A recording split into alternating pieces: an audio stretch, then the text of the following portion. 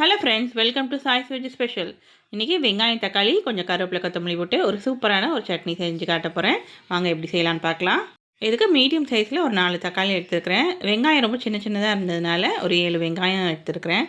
கூடவே கொஞ்சம் கருவேப்பிலை கொத்தமல்லி வச்சுருக்கிறேன்.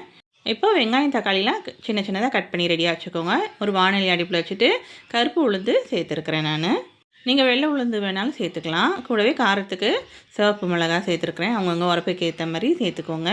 இப்போ கட் பண்ணி வச்சுருக்கிற வெங்காயத்தை சேர்த்து நல்லா வதக்கிக்கலாம். இந்தமாரி கருப்பு உளுந்து கொஞ்சம் அடிக்கடி சேர்த்துக்கோங்க. தாளிக்கும் போது இல்லைன்னா சட்னி செய்யும் போதெல்லாம் கொஞ்சம் சேர்த்துக்கோங்க. உடம்புக்கு ரொம்ப நல்லது. இப்போ வெங்காயம் நல்லா வதங்கிடுச்சு. வதங்கினதுக்கப்புறமா நம்ம கட் பண்ணி வச்சுருக்கிற தக்காளி அதில் சேர்த்துக்கலாம். தக்காளி நல்லா வதங்கட்டும். வெங்காயம் தக்காளி வதங்கினதுக்கப்புறமா நம்ம வாஷ் பண்ணி வச்சுருக்கிற கருவேப்பிலை கொத்தமல்லி இதோட சேர்த்துக்கலாம். புதினா இருந்ததுன்னா புதினாவும் சேர்த்துக்கலாம். நான் கருவேப்பிலை கொத்தமல்லி மட்டும் இன்றைக்கி சேர்த்துருக்குறேன். கருவேப்பிலை கொத்தமல்லி இந்தமாரி வதக்கி சட்னி மாதிரி அரைச்சிட்டிங்கன்னா குழந்தைங்க விரும்பி சாப்பிடுவாங்க.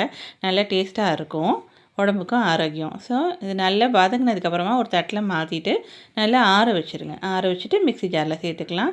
தேவையான அளவு நம்ம உப்பு சேர்த்துக்கலாம்.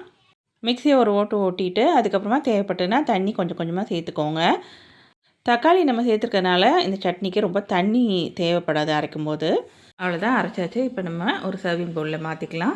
அவ்வளோதான். கடைசியாக இதுக்கு ஒரு தாளிப்பு கொடுத்துடலாம். ஒரு பேன் அடுப்பில் வச்சுக்கோங்க. கடுகு உளுந்தம் பருப்பு சேர்த்துக்கோங்க. இதுக்கு ஒரு தாளிப்பு கொடுத்தாச்சுன்னா இதோட டேஸ்ட்டே ரொம்ப சூப்பராக இருக்கும். அவ்வளோதான், சூப்பரான வெங்காயம் தக்காளி சட்னி ரெடி ஆயிடுச்சு. கருவேப்பிலை கொத்தமல்லிலாம் சேர்த்துக்கிறதுனால சூப்பர் டேஸ்ட்டாக இருக்கும். நீங்களும் ட்ரை பண்ணி பாருங்கள். இந்த வீடியோ உங்களுக்கு பிடிச்சிருந்தா லைக் பண்ணுங்கள், ஷேர் பண்ணுங்கள், மறக்காமல் சப்ஸ்கிரைப் பண்ணுங்கள்.